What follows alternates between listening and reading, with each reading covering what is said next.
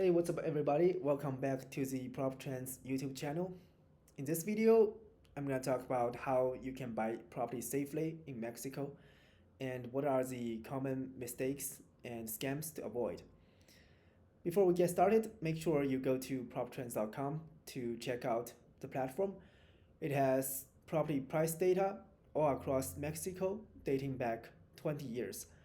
You can do your analysis and make informed decision. It gives you the most accurate, up-to-date market price data. So make sure you check that out. Now let's get into the video. Truth is that the Mexican real estate market is kind of like a wild west compared to the mature market in those Western countries like the US or Canada. The real estate market in Mexico is largely unregulated, and all types of stuff could happen if you're not careful. Even though I enjoy living in Mexico, it has great climate, great people, but when it comes to investing your money, you need to be extra careful here. In order to sell real estate in Mexico as a real estate agent, a license is not required. I know, right? This is a big shock factor for many people that come from other country. And what this means is that there's pretty much no barrier to entry, and anyone can sell real estate. The guy that's serving you margaritas at lunch could be printing business cards an hour later and try to sell you $1 million villa in Tulum, for example. That's why you need to be very, very selective to choose a person that's actually competent to help you with this process. I'm not telling you this to scare you away. I personally own property here in Mexico and I love it here. But you have to walk into this with your eyes wide open, and trust me, the system doesn't automatically protect you. You have to educate yourself first and build your own protection. Here are some good tips. First of all, Realtor Association does exist in Mexico, and it's called Mexican Association of Real Estate Professionals. If your agent has membership in this organization, that's a good sign. But don't take that as a guarantee of competence. Also, nowadays, some states are starting to regulate this market more and more. Places like Quintana Roo and Sonora now have state registries for agents. If you buy in those states, you will be able to manually search for your agent's name on the state registries, and you might be able to find them. If your agent is registered, that might also be a good sign. Third is that you should never hand over your deposit money and put it directly into the agent's personal bank account. This is common sense. If a seller pressures you to buy as quickly as possible with words like another buyer is already wiring money, so on and so forth, that's a very bad sign. You should walk away immediately. There are plenty options on the market, and you should choose a seller that's easy to work with. Another thing is that scammers often target pre-construction projects because there's no physical buildings to inspect. They can just make up any things to say, and uh, they will pass it. Another trap that's common is called ejido land. This is the number one way foreigners lose their money. You need to be cognizant on the concept of ejido. You might find a beautiful piece of land near a beach in a hot spot for tourists, and you think that the value of it is gonna go up exponentially for the next few years. There's nothing wrong with that logic, but the thing is, many of these lands that's near the coast are ejido lands. They are lands owned by the communities. They are communal land granted to Mexican farmers after the Mexican Revolution. They are not privatized and cannot be sold. I have a detailed guide just on the concept of ejido land. If you wanna dive more into it, you should go to proptrends.com. You will be able to find the post in the guides section. If you have a good lawyer or a good agent, they will be able to check the title and tell you whether the land has a private title or is it ejido. My advice for you is to just avoid ejido land because it's extremely difficult to privatize those lands. You see, if you want to privatize ejido land, it's going to require the agreements of every member of the agrarian community, which is almost impossible. And the whole process could take at least 2 to 5 years. There are scammers that will try to pitch you lots that are 50% cheaper than neighboring lots. When you see that, it's guaranteed ejido land. Stay away. The next thing is what I call the pre-construction vaporware. You see, many buyers like to buy pre-constructions because it offers them great discounts, usually around 10 to 20%. But it's highly risky because you are buying something that's not yet built. And it's a hotbed for scams and unscrupulous people. Here's how it might go down. A developer could put up a flashy billboard and a showroom.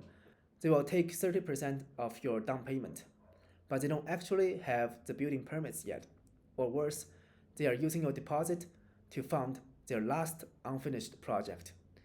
You see, it's pretty much a Ponzi type of scheme, and the developer could run out of money easily on your project, and you will be left with nothing. I've seen plenty horror stories, and some are close friends. There are people who buy a condo with the promise from developer that it will be delivered within a year or 18 months, whatever. But 3 years down the road, it's still just a foundation on the ground, and the developer has vanished. You do hear it, and it does happen.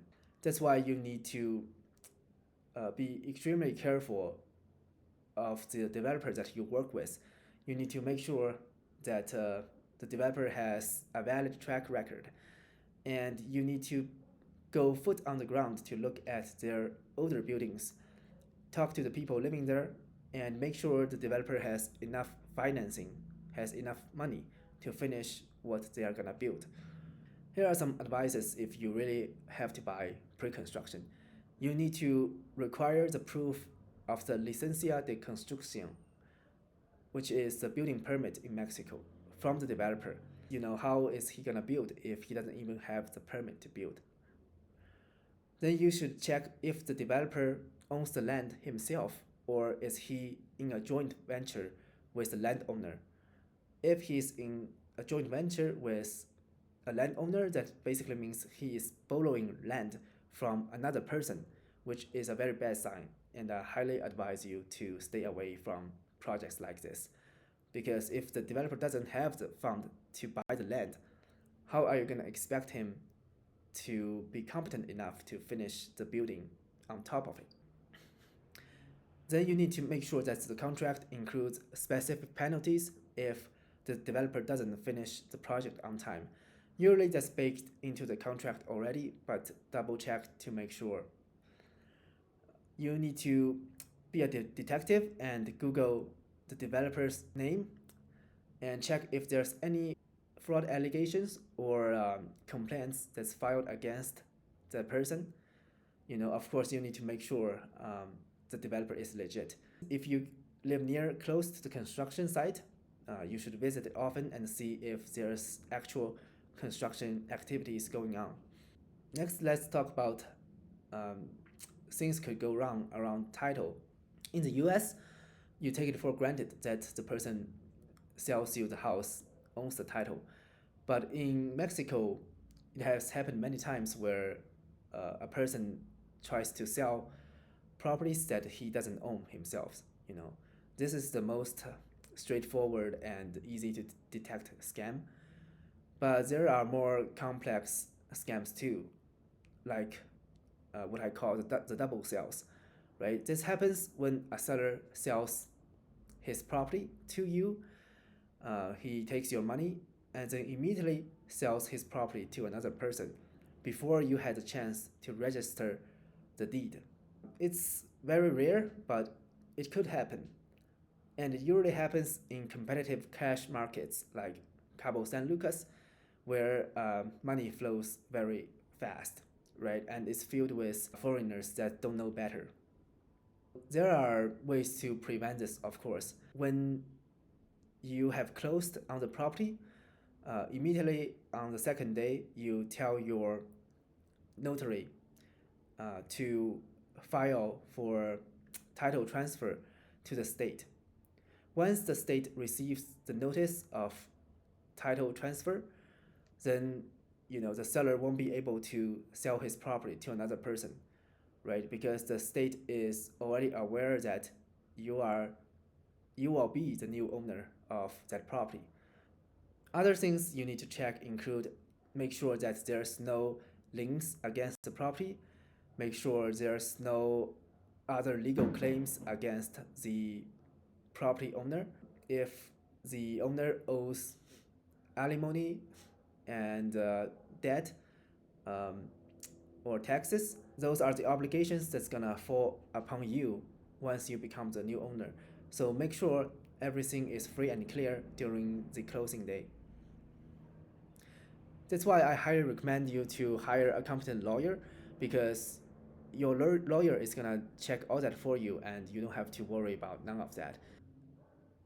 Another thing you need to understand is that if you are trying to buy properties near the coast or near the border as a foreigner, you would need something as a bank trust, because foreigners are not allowed to directly own properties in those restricted zones. As a foreigner, you will need a bank trust to hold the property, and you will be the owner of the bank trust. So you own the property indirectly through the trust. So this is not a scam. This is actually a workaround many foreigners doing here in Mexico if you wanna buy a beachfront property, for example. And there's additional costs associated with them. It's not cheap. I have a detailed guide on how fideicomiso works in Mexico. You can check it out on the guide section on proptrends.com. Another thing you can do to protect yourself is to use escrow services, right? It's very common in the US to involve escrows when it comes to property transactions. But in Mexico, there were no such a thing, and it's just started to become more and more common. There are many legitimate companies provide this service. You will need to pay around $500 for opening an escrow service account, but for your own safety, it's well worth it. And now let's talk about the red flags and how you know you should walk away. The first is when the seller or the seller's agent is trying to pressure you. When that happens, just walk away. There are so many options on the market, and you don't have to work with people like that. You can find a seller that's easy and nice to work with, because you are the buyer. It's your money, and you have to be the one that's making the decision. They shouldn't be making the decision for you. If they are trying to do that, then that's a very bad sign. Second thing is that they might show ID from somebody else, or if the name on their bank account doesn't match the name of the seller. That's extremely bad red flag. Obviously, someone is trying to scam you. Thirdly, is that if something is too good to be true, it almost definitely is, right? Nobody is gonna come to you and tell you, hey, I have a friend or a relative that's trying to get rid of a property for 50% off. You should definitely take it. When that happens, someone is trying to take advantage of you. When something is too good to be true, you should definitely know that it's a scam. Finally, you should trust your lawyer.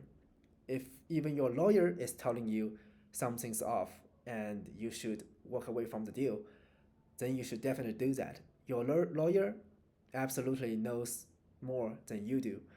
And don't argue with your lawyer. Just listen to their advice, and you paid them for their advice, right? So don't fall in love with the property. Always put the legal aspect as your first priority. You will always find another property that you like, and there will always be another opportunity. So walk away when a highly trained professional is telling you to walk away. So there you have it, a comprehensive guide on how to buy property safely in Mexico and avoid all the scams and mistakes. I hope you find this video informative. If you want more valuable information like this, make sure to go to proptrends.com. There's a whole section of guides that will educate you on everything you need about Mexican real estate. And with that being said, thank you for watching. I will see you in the next video.